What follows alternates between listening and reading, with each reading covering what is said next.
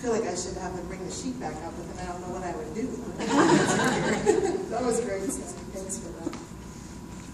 So it's good to be here, isn't it? We say that when we get together in this space together for worship. It's good to be here. It's a weekly coming together when we get to be reminded that we are loved beyond measure, that God never gives up on us, that God loves us on our good days, and the really good news is on our bad days, right?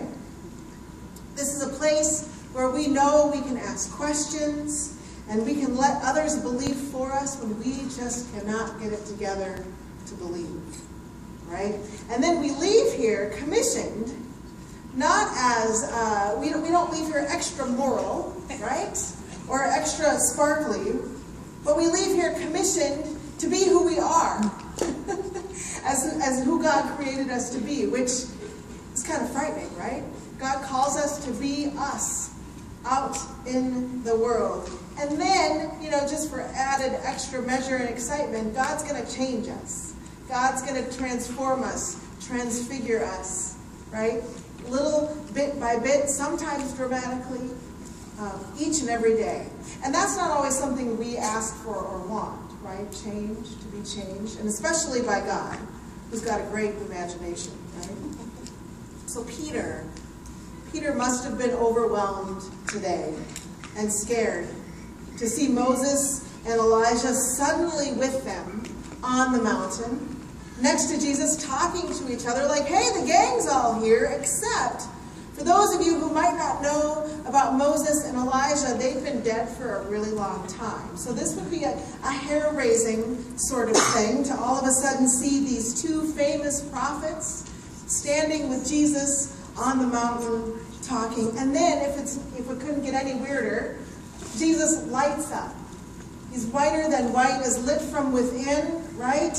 And just changes right in front of their eyes. And Peter, I just love his reaction. I think I would have been trying to figure out how to get off the mountain. Like, oh, this is too much. And Peter's like, this is good. Let's stay. I'll even make places for each of you to live. It'll be great. This is good.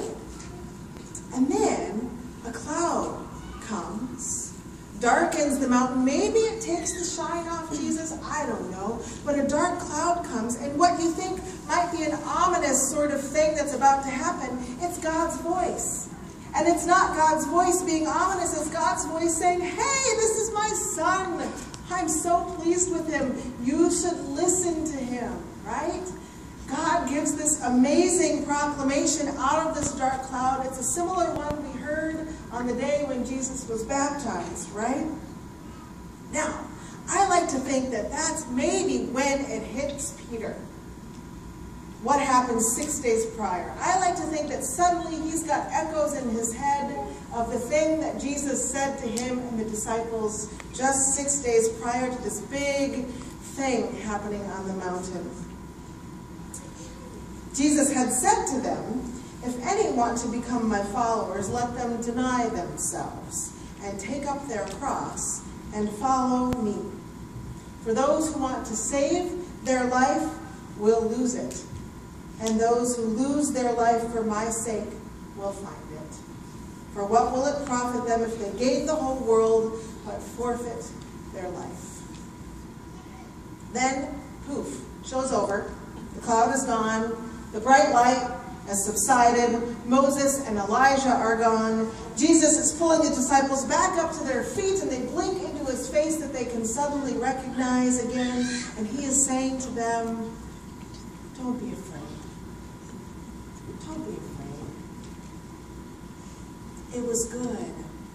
It was good for them to be there, just as it is good for us to be here together at worship. Yet while that experience on the mountaintop was good and this experience at worship is good, this just isn't where it ends. We can't set up shop here, just like they couldn't set up shop on that mountainside. They had to walk back down the mountain with Jesus, without Moses and without Elijah and without the bright light, right? They had to walk into their daily lives, follow Jesus into their daily living, just as you and I do. And that's the task then. That's the thing we get to ask ourselves. It's like, well, how do we do this then? How is this part of my everyday life? This being a Christian, this following Jesus. Jesus says, well, first and foremost, if you want to follow me, you got to get over yourself. You've got to deny yourself, which is hard to hear, isn't it? Because Jesus wants us to follow him in such a way that our love for the world and for God's people just takes over, and we can't help ourselves but live that way. And in order to do that, we can't be the center of our own universe, right? Denying ourselves means letting go of the things that get in the way of loving God and loving other people. Because when you do that, when you let go of that stuff, and you let God work that out in your heart and in your life, you can't help but be changed. Which is really hard, isn't it? It's really hard to love God and love people. Being a Christian can be really difficult from day to day, because it's not about checking a box about, was I morally good today? Did I hold my ethics together today? Not bad questions, don't get me wrong. But it's not about wearing the right things or having the right job. It's not about having the right or complete biblical knowledge. There is no such thing. It's about loving God. And it's about, in return, in response, loving people. There's a conference that I'm going to go to this fall. A couple others are going to come with me, and I invite each one of you to consider it as well. The conference is entitled, Why Christian? And it's being put together by two theologians that you see right here, bringing storytellers and Christian leaders together to address this question, why am I Christian? And they're finding people to tell stories about why Christian that actually make you want to be one, right? But at the heart of this conference is this question, or is this reality actually. It's hard. Believing in Jesus and following Jesus every day is actually pretty hard stuff. And it's a question that we ask ourselves a lot. And I want, like, our confirmation kids and their parents and their mentors to ask this question. Why Christian? What is it about following Jesus that matters to my life? Because actually following Jesus is really hard. It's not always easy. It's not always hard either. But boy, day-to-day Christian living can be really hard. Because I don't know about you, but I can be selfish, because sometimes my heart is a very dark place, and I get concerned about me and mine, my time, my people, my money, right? Do you have that? Do you suffer from that ever? Turning inward, only being concerned about your own things? And Jesus takes that darkness, right, and shines his light and says, you gotta let that go. You gotta be concerned about loving other people, right? Through Jesus' love of each of us. Because Jesus says that's where you will find life. That's where life is. Letting go of the stuff that only turns you in on yourself. You see, following Jesus is countercultural. We follow a guy who sought out silence and prayer and reliance on God, and we live in a noisy, yelly, opinionated, obsessed with quick answers culture, right? Being right, yeah.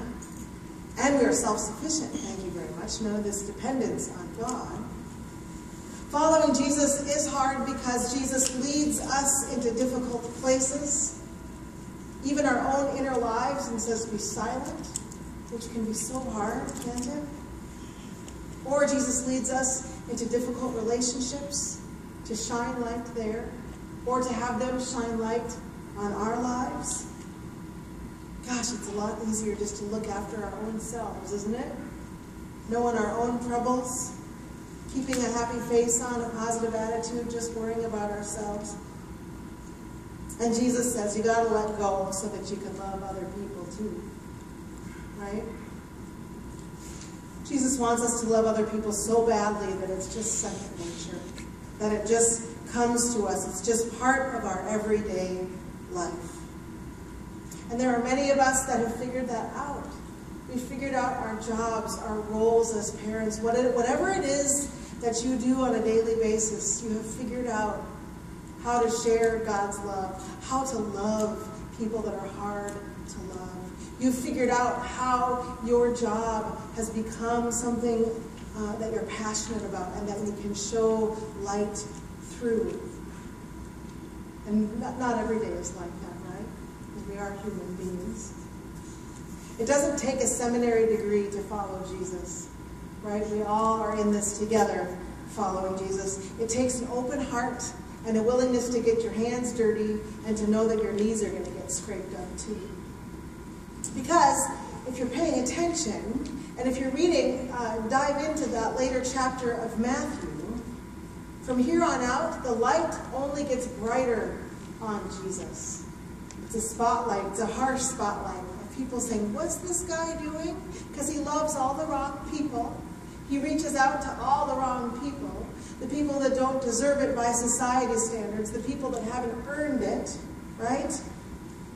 And it's that bright light that just continues to shine brighter that then casts a shadow, a dark shadow of the cross that we then walk in with Jesus. And we find hope even in the darkness, especially in the darkness of that cross. It doesn't make any sense, does it?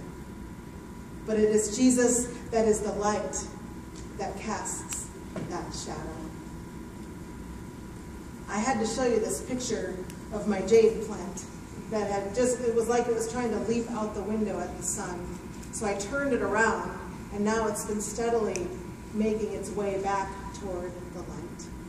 Just like you and I, if we had seen Jesus on that mountainside, transfigured in that lit up way, we would have been drawn to Jesus like moths to a flame, right?